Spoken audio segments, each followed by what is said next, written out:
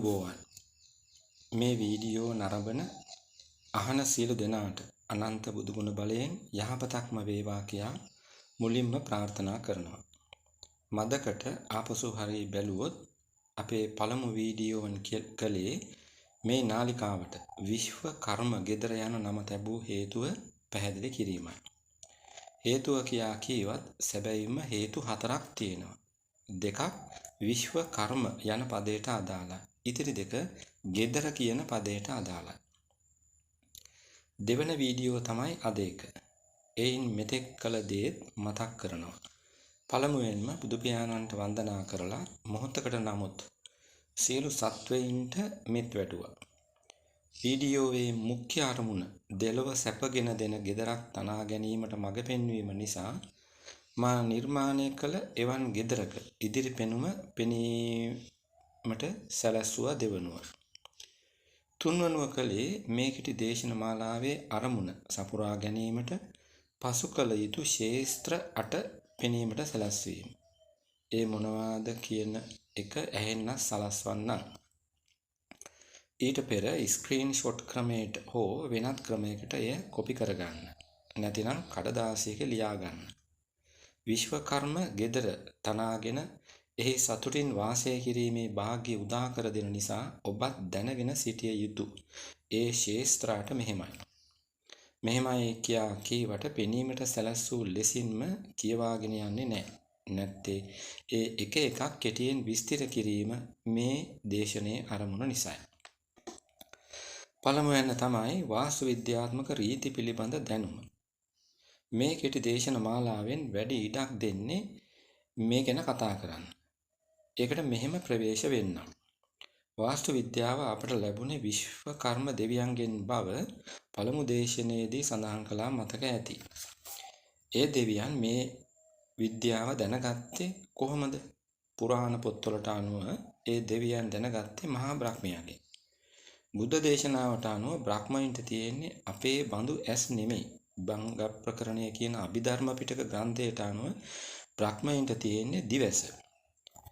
දිව්‍ය ලෝකවල අධිපති සක්‍රයාට එවන් ඇස් 1000ක් තියෙනවා කියලා ඔබත් අහලා ඇති.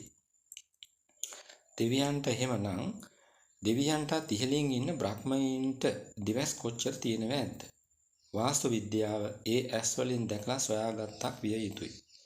එහෙත් මිනිසුන් වන අපට අදාළ ඒ විද්‍යාව කෙලින්ම අපට කියා නොදී පළමුව දෙවියන්ට කියා දුන්නේ ඇයි කියන එක ප්‍රශ්නයක්.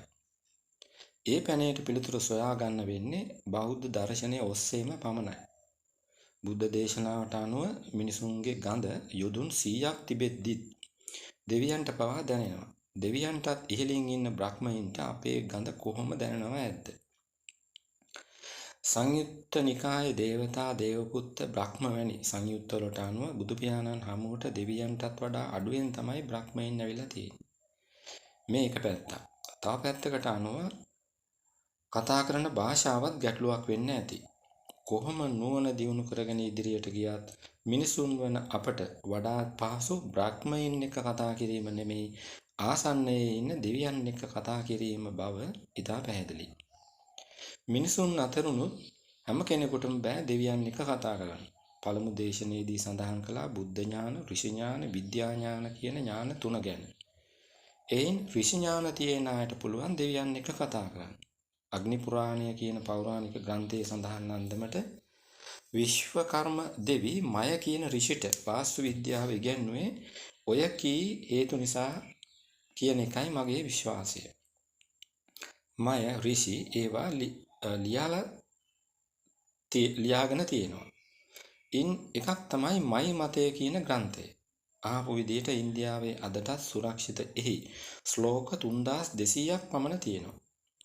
මා ළඟ තියෙන කුඩා මයි මතය කෘතියේ එච්චර ශ්ලෝක නැහැ.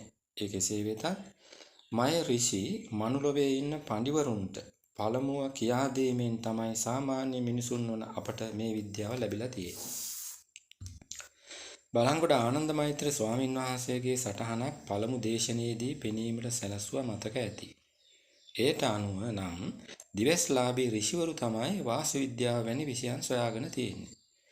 මතවල එවන් වෙනස්කම් පැවතියත් මේ විද්‍යාව බටහිර විද්‍යාව වගේ දිනෙන් දින වෙනස් වන එකක් නන් නෙමෙයි. මේ විද්‍යාවේ ඒ කියන්නේ වාස්තු විද්‍යාවේ එන රීතීන්ට අනුව හදපු ගෙදරක් පළ නොදුන් තැනක් මගේ මේ ජීවිත කාලයට හමු වෙලා නැහැ. පළ නොදුන්නොත් පළ නොදී තියෙන්නේ වාස්තු විද්‍යාවේ අඩුවකින් නෙමෙයි ඒ ගෙදර නිවැසියන්ගේ කර්ම විපාක නැමැති දෝෂවලින්. නිවැසියන්ගේ අල්ල හෝ කේන්දර සටහන බලන විට ඒ බව වැටහිලා තියෙනවා. හේතුව කර්ම විපාක නෙමෙයි නම් මිනිසුන්ගේ හිරිහැරයක් හෝ අමනුෂ්‍ය කරදරයක් කියන එකත් අත්දැකලා තියෙනවා. ඒවා ගැනත් ඒ කියන්නේ කර්ම විපාක, මනුෂ්‍ය හිරිහැර, අමනුෂ්‍ය කරදර ගැනත් අටවන ශාස්ත්‍රය යටතේ ඉදිරියේදී සාකච්ඡා කරනවා. වාස්තු විද්‍යා රීති මොනවාද කියන එක තුන්වන දේශනයේ සිට පුළුල්ව විස්තර කරනවා. ඊළඟට දෙවන ශාස්ත්‍රය. ඒ තමයි ගෙදර තැනීමේදී සලකා බැලිය යුතු නීතිමය සීමා.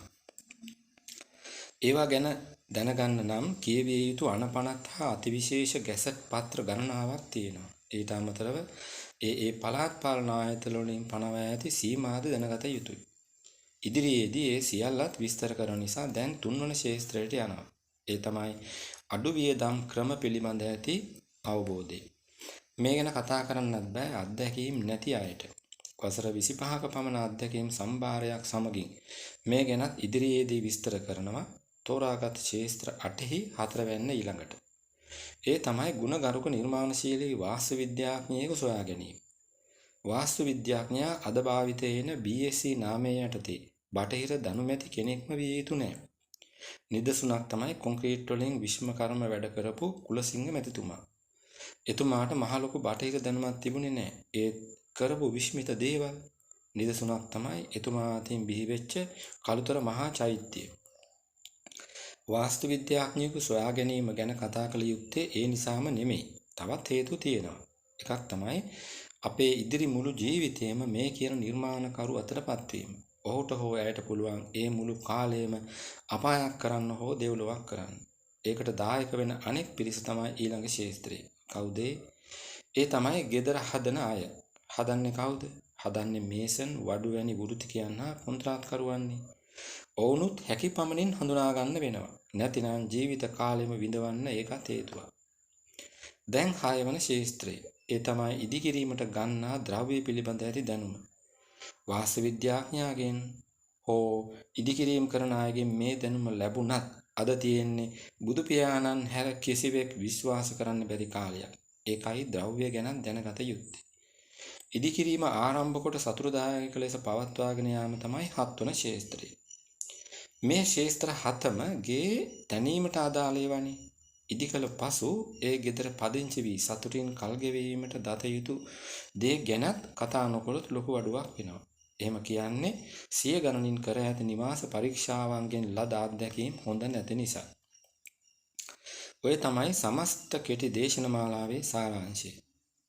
විස්තර කිරීම ඊළඟ දේශනයේ සිට සිදු වෙනවා. අද දින දේශනය මින් නිමයි. මෙවන්ම කෙටි දේශන මාලාවකින් යුතු මගේ සෝපාක නැමැති බෞද්ධ නාලිකාවක් නරඹන්න අහන්න කියා ගෞරවයෙන් ඉල්ලනවා. මේ දේශනය නැරඹූ ඇසූ සියලු දෙනාට ජය සතුට පිරි සුබ දවසක් ප්‍රාර්ථනා කරනවා. සියලු සත්වයෝ සුඛී සුවපත් වෙත්වා.